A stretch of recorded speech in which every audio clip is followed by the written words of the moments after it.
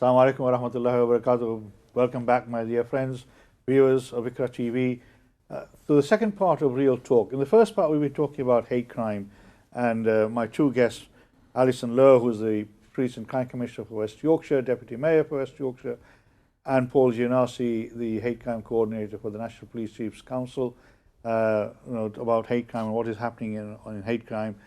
What the figures are at the moment, what they reveal, but we haven't actually had a chance to go through the figures at all so far. I know Alison's got some figures and I've got some figures as well. But we know that over the past few years, in fact consistently over the years, hate crime has been increasing, unfortunately, and particularly around race and faith in particular. But in the last 2 years, we have seen a noticed increase in hate crime on issues around LGBT plus issues. And that has really significant risen, and also around disability. Now, all hate crime is, unacceptable, whatever stand it is in. But, for example, at the moment, we're focusing on hate crime on race in particular and on religion. And that is the subject of our discussion today. Although we want to condemn all hate crime, particularly the hate crime around disability and LGTB, which we have seen huge increases on, but we want to focus down on two particular areas, race and religion. Now, we've seen in the past few weeks, for example, the hatred that has suddenly erupted in Leicester, for example, which has been sort of come out from nowhere. We won't talk in detail about that because I had somebody talking about it last week. I'll be coming back to that subject. But before we went to the break, we talked about restorative justice. Now, a lot of people will not know what restorative justice is all about. And people are wondering, what do we mean by restorative justice? Alison's got some figures and some of the work that they've been doing on restorative justice. So can you just give us a flavour of what that means to our viewers, please? So many victims want the opportunity to face the offender, the person who's harmed them. It's the harmed and the harmer, those are the two terms. They want to talk to them, tell them about the impact of the crime on them and their lives, and they want to do that in a safe space. So an independent organisation brings the two people together, lots of pre-work to make sure they both feel happy and safe about what the rules are, and obviously the victim has to be protected at all costs. But it's massively, massively powerful experience for the victim and the harm, the person who has created the harm tells us that it's a really powerful experience for them too. And we want the opportunity for all victims to have that the time with the person who's harmed them, because it's about them getting justice in whatever form they want, and also they want to understand why me, why did you choose me, why did you choose my house. So it gives them those answers that without restorative justice they just wouldn't get.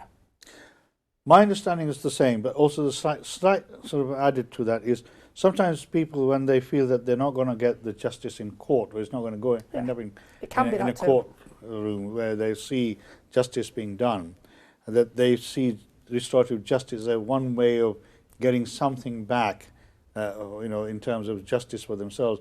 Paul, I mean, you've been leading on this with our colleague Mike Ainsworth, who was the chair of the Hate Crime Advisory, IAG, for the policing service. How, over the last few years, I mean, are we seeing more and more of RSJ, as we call it, now coming into sort of effect or being used? So in terms of out-of-court disposals in general, there is more opportunities. There is policies that make it really complex in certain circumstances, and it requires agreements between local prosecutors, local chief officers, local PCCs on how these take place. So it isn't consistent across the country. And restorative justice is one strand of out-of-court disposals. So things like having a conditional caution, which requires somebody to attend an educational intervention, might be right for one person, whereas that interaction between a community and a perpetrator may be a different, sort of equally successful, but different. I think the skill for me is about having the right people in place to make the decisions and the tools available to them for particular instances. And they all have to comply with the victim's wishes. So the victim's really important in that decision-making process. There is anecdotal evidence that they all work when they're done well, and lots of victims don't want the prosecutor to pay a fine, the perpetrator to pay a fine. They want it to stop. They want to live their life in peace, and they want people to be educated as to why hate and hostility is so harmful, and why we all benefit from living in a diverse community. And that comes through education in some instances. Hate crime racism is about ignorance, and the way to overcome ignorance, as Ted Cantle would say in the report into 2001, the way to overcome ignorance is through integration, whether that's at school, whether that's in life. And the more we get people who are in society with a propensity to racist violence to understand the similarities that exist in society rather than the differences, the better it'll be for all of us. So for me, it's about kind of having all of those tools and having managers in place trained to be able to make the best decision in the most appropriate circumstances. I mean, I and Paul, with Paul, I've worked on a number of sort of force, what we call not inspections, audits. We sort of deep dive into them and see how they've sort of processed and followed through cases of hate crime that they're brought to their attention. And I must say that there have been a number of cases that I've looked at where the victim says, I don't want a court situation or a sentencing situation or a prosecution. I just want the person, as Paul says, to stop and not do it to somebody else. And I've seen my own self through the evidence that where restorative justice has been route has been followed, that the outcome has been beneficial both for the victim as well as the perpetrator, because the perpetrator has apologized and said, I'm sorry, I didn't realize the impact of what I was doing to you, and I'll stop doing it from now onwards. So that has been really powerful. Now a lot of people may not know that. So if you are the victim of hate crime, whichever hate crime it is, you may want to ask the police officer or whoever's supporting you to look at restorative justice as one means of maybe disposing or overcoming that particular incident. I mean, coming back, the audits obviously show that there has been a huge improvement. As I said, Britain is one of the leading, if not, it is a leading country when it comes to tackling with hate crime. And I don't think any other country in the world has somebody like Alison sitting at that level where you are actually monitoring or setting policies where hate crime is one of the key ingredients of the policy outcomes. But I'm thinking, you're not responsible for operational issues. No. You're responsible for the policing sort of plan, the policy issues. How confident are you that the police? I mean, I know you say you have a very good working relationship with the chief constable and in our case, his colleagues. Do you have any issues? Do you have any areas where you may have a difference of opinion in terms of how you as politicians want to see policing being done, and how they, as an operational side, say it's possible or not possible? Well, of course, but the reality is that the Chief Constable, legally, is the person responsible for deploying all their resources. And let's be honest, we've been cut £140 million here in West Yorkshire, so those resources are massively depleted. We're currently looking at a significant deficit for next year. There are currently plans for mitigations in place, so I won't give you a figure, but if I had hair, it would have all dropped out at the mention of the number that I got originally a few weeks ago. And so, but the government is telling us that they're going to increase, the policing numbers, and 20,000 new police officers will be in place very soon. The problem with the 20,000 police officers is that they're still far short of the police officers that we lost in 2010. We lost 2,000 police officers. We're getting 766 back because even though the Mayor promised 750, we're able to deliver 766, plus our police and crime, our PCSOs, of course. But that's because we asked the public of West Yorkshire to give us a £10 precept last year. We're going to be going back to them next year to ask if they'll give us another £10 precept, obviously subject to them being consulted and the police and crime panel agreeing that figure.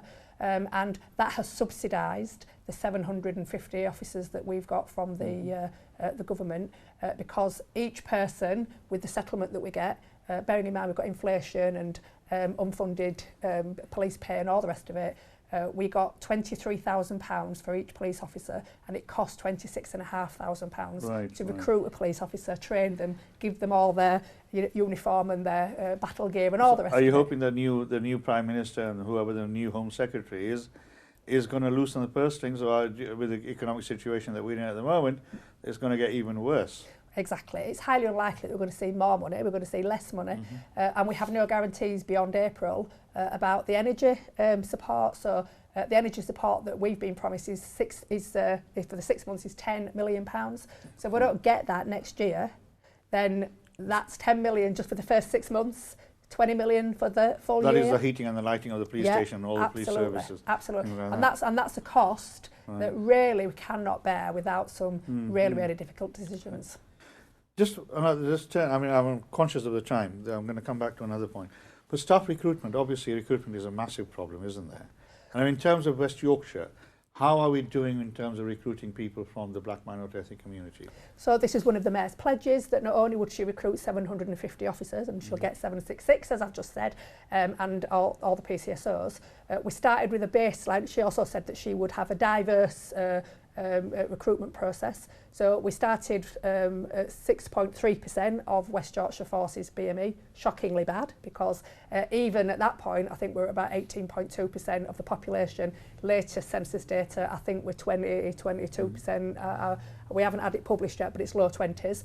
And the good news is in the last 12 months, the rate has been 17% of all new recruits have been BME. And over the last 3 years, 19% of all recruits have been BME. So we're green on the police uplift figures for the last 2 years, and we're projected to continue. So we should get to over 10%. I'm not saying that that's any kind of success story, but we're starting to make an improvement. But only when black people see black people in uniform will we get more black people wanting to serve in uniform. One of the issues I think I touched on this last time when we met. Many years ago, when I did a research study in West Yorkshire policing, and that was around racism in the police service. And it very clearly showed that there was an enormous amount of racism in the police service. Mainly came from the canteen culture, they said, and the sergeants used to be the one who set the canteen culture as well. No canteens anymore.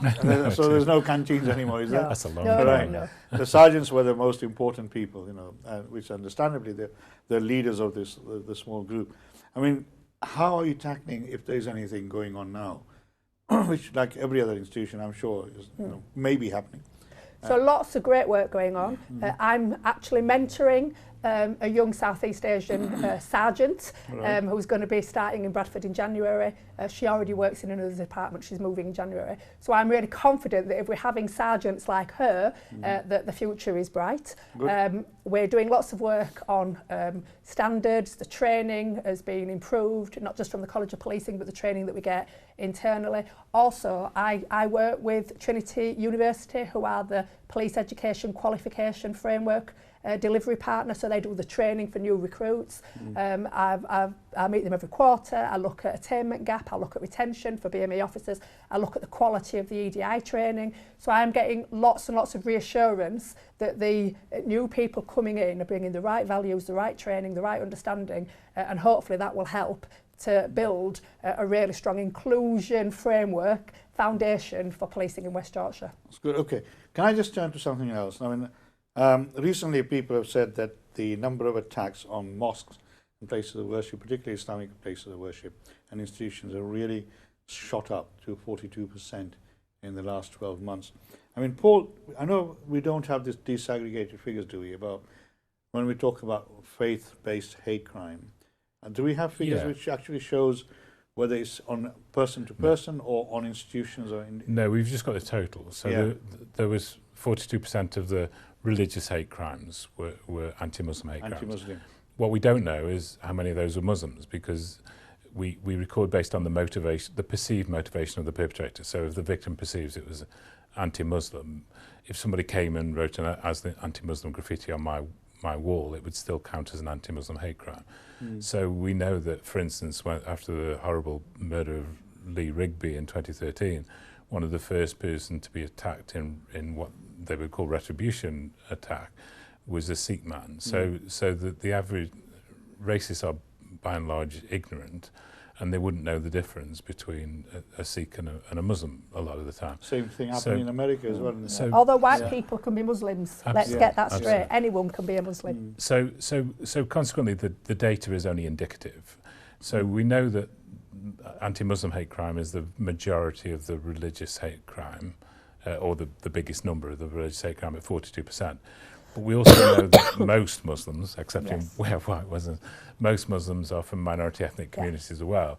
So people may be triggered by Islamic clothing, but then used racially derogatory terms rather than religious derogatory terms. So for me, you kind of have to look at religion and race together, and you can't see them. But there is a bigger gap in underreporting on religious hate crime than there is on race. And that may be a crossover. It's very difficult to kind of work that through completely. But both are going in the right direction and closing the gap between the two. But you have to look at them together in terms of sort of race and religion together. Right.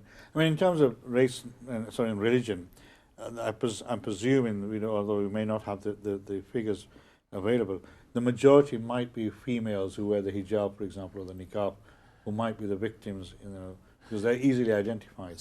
And we've had incidents where pregnant women have been kicked, and sort of physically abused as well. Or women in niqab have been physically But that's abused. not just a hate crime. No, that's serious violence. Yeah, so it's hate crime, but it's emanates from hate. It might be prompted by race or by religion. It's religious hate crime, But if you say it's a serious violent crime, then they'll go to prison for longer. Oh yeah. But we also know, I mean, we know that from colleagues at Talmama, we've got good partnerships with Talmama who kind of, in the wake of a critical incident where anti-Muslim hate crime goes up, they will report that far more of the reports coming into them are from young women or from women from the Muslim community. But the reality of it is, it's tricky to work out whether that's because women are more likely to report than men, or whether that's because women are being targeted. We know that racist violent offenders tend to be cowards in one form or another, and if they feel safer attacking somebody who they perceive to be less likely to react violently back to them, then that may be a factor. So it's really difficult to work it out because of the underreporting. We know that from work where I worked in Stoke-on-Trent, Muslim, Asian, South Asian taxi drivers were being racially abused virtually on a nightly basis, and they would never report it because it was going to be so inconvenient and so difficult, and they just accepted it. Unacceptable, but they'd accepted it. So you've also got that issue about reporting as well as experience of hate crime. But we know there's too much of it. The nighttime economy, takeaways and taxi drivers obviously are sort of massive victims in some cases. Yeah. But there's also the issue, the reaction to world events.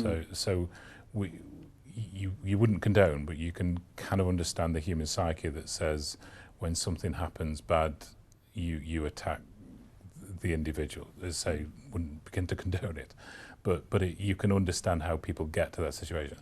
But we saw a huge increase in anti-Muslim hate crime in the week after the Christchurch attack, where clearly everyone knows the only role of Muslims was as victims of an atrocity about as far away on the globe as it's possible to get. But people were being motivated by the actions of the perpetrators. So understanding what offends the sensibilities of those who are likely to act out violent is more important to us than understanding what offends our sensibilities, because we don't go out and commit those crimes. So I mean, we're going to run out of time. When we see these things happening across the world, I mean, for example, like you said, Christchurch, 9/11 is a well-known example. Something that happens in Israel, for example, and what's happening in India at the moment against Muslims, which has now trickled over into Leicester, for example. Does the police service actually start thinking, okay, we need to keep an eye on what's happening on this and find out, the intelligence around gatherings around that?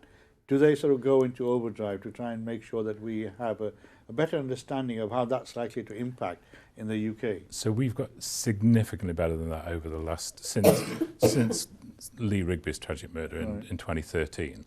We've realised the correlation between hate online, for instance, and physical crime. That hate crime can take us 2 or 3 weeks to fully understand what's been reported, because some offences get reported retrospectively. But we can instantly see what's happening on social media. Alison and I both sit on a thing called the Goal Group that looks at community tensions across the UK. And we know from our experience of Christchurch that anti-Muslim hate crime went up significantly, more than we saw a rise in anti-Semitism after the Paris attacks in 2015, more than we saw in response to the Pulse nightclub attacks in Florida in 2016. So we've got much better at understanding the impact of atrocities, whether they be domestic or international, on the communities. And the one thing that kind of is we still have to get better at is understanding about foreign adverse interference from bad actors overseas. So you mentioned Leicester, and I think the BBC have produced data which says that how much of the negative narrative online was coming from overseas, and we saw it around the Punish a Muslim letters. I just made a note of that because I remember you and I working on that as well. Yeah, and we've got a huge amount of data there, and I can track you to things that were relating to a stabbing of a young Somali lad in Sheffield, where they were purporting it to be an anti-Muslim, Punish a Muslim attack, as they were calling it, and they were using the information maliciously against the wishes of the family, when the family knew and the police knew that it wasn't a racist crime at all. It was a completely different event, but people were maliciously using that. We were tracing that back to all over the world, and there are foreign forces. There was a massive attack, wasn't there? There was an acid attack, yeah. There was a young girl. It was on a young man in the Roman Road in East London. I thought this was in India or somewhere else where they used that as well as... Yeah, I think that was a different event. Right. The one from India, I think it was different. But there's hundreds of these, and they're being circulated by well-intended citizens of our country who are fearful for the safety of the family and take it on face value because it's presented to them in a professional way. Can I just make a point on that? I mean, I've received videos from friends and acquaintances purporting to similar actions, and I'm very, very cautious. As Paul says, there are lots of people out there who want to create mischief in our community, and they're sending out these videos.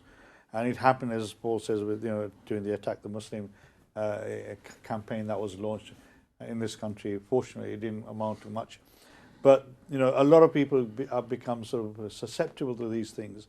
And we need to be careful that when we are sending out WhatsApp messages, that we verify what we're being sent and what we are sending out, because that in itself can be extremely harmful and dangerous, not just to our community, but all the communities that we live with together at the moment. So we need to be really mindful of what we are watching ourselves and what we are forwarding to our friends. As Paul says, many people do that with good intentions, but the outcome of that can have serious repercussions on everybody, and that's not something that we would want to see happen necessarily. I mean, we are running out of time. And in terms of protection of mosques, I know the government has launched a fund which is there for mosques to apply for, or places of worship. It's not just open to mosques; it's open to all places of worship and other institutions as well. If you want to know more about that, please go on the Home Office website, and you'll find some information on there. I mean, I would like to carry on talking about this. Alison, good luck to you in your role, continued role. Let's come back one day and have another chat around, in terms of both recruitment, retention, the state of the policing in West Yorkshire, and also how you're moving forward with RSJ, but much more importantly about the third sector, because we've not been able to touch the third sector at all at this moment. And they're so important. And they are very important. So important to safer communities. Absolutely important and vital. Doing a lot of work in West Yorkshire. And I mean, Paul, I'm sorry, we are running out of time. We've got 12 seconds. Thank you for coming all the way from Stoke. I mean, I would love to talk to you more about some of the facts and the figures and the work you do internationally. I hope you found the program interesting. I hope you learned something from today. In the meantime, look after yourself, take care, may Allah be with you. Assalamu alaikum wa rahmatullahi wa barakatuh. I'll be back with you next week, inshallah.